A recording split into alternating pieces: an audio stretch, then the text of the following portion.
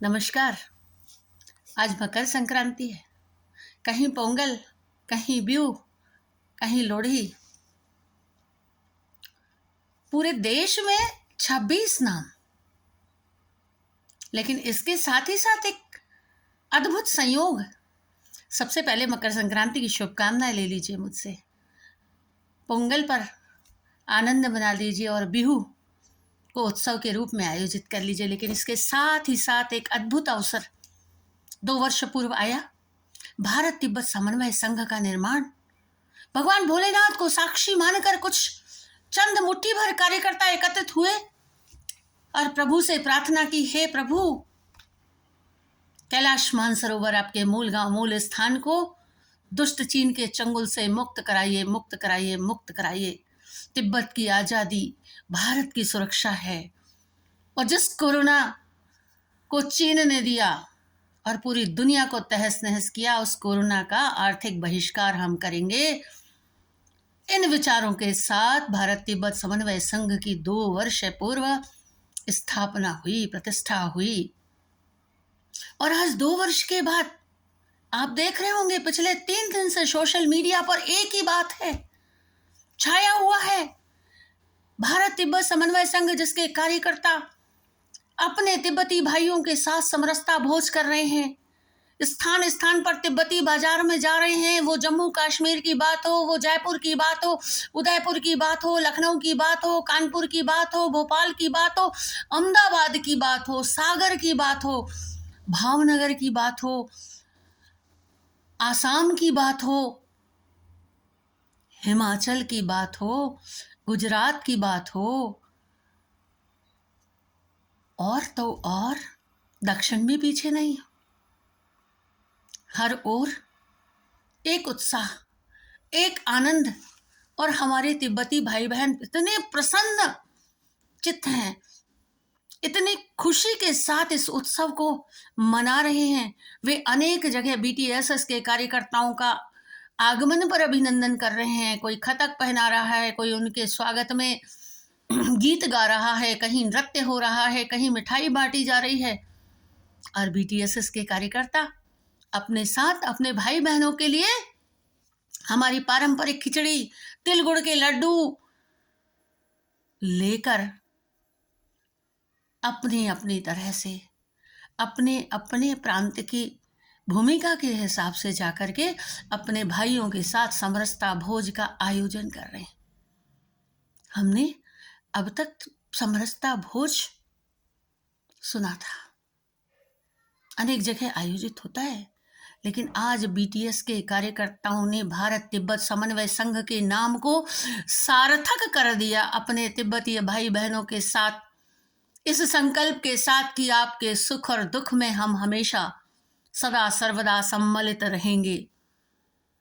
इस भाव के साथ कि आपके मान सम्मान की सुरक्षा करना हमारा कर्तव्य है। पूरे विश्व में एक जन आंदोलन तिब्बत की आजादी के लिए खड़ा करेंगे।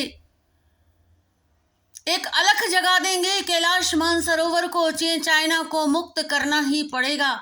और भारत की मातृशक्ति की अगर मैं बात करूं तो बहुत शांत, लेकिन क्रांति की बात आ जाए तो सीमाओं पर जाने की उसे आवश्यकता नहीं है।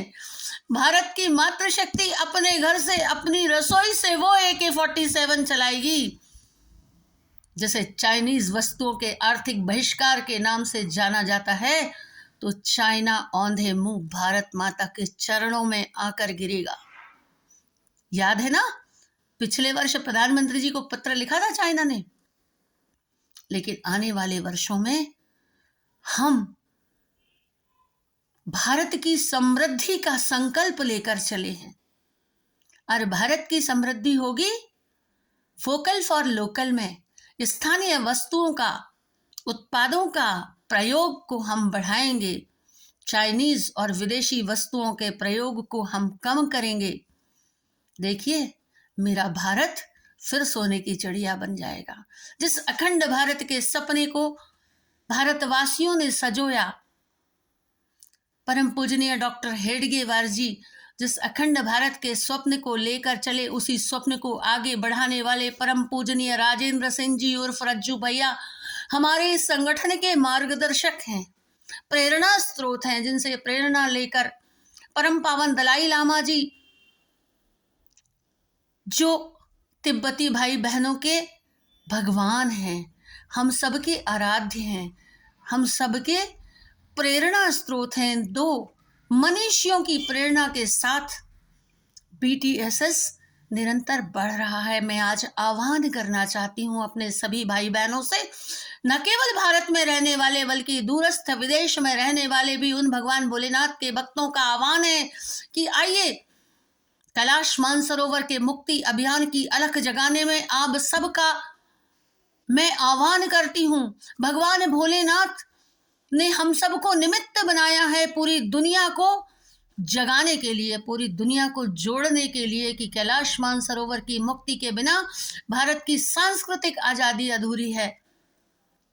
और इसलिए आज भारत तिब्बत समन्वय संघ अपने देशवासियों का,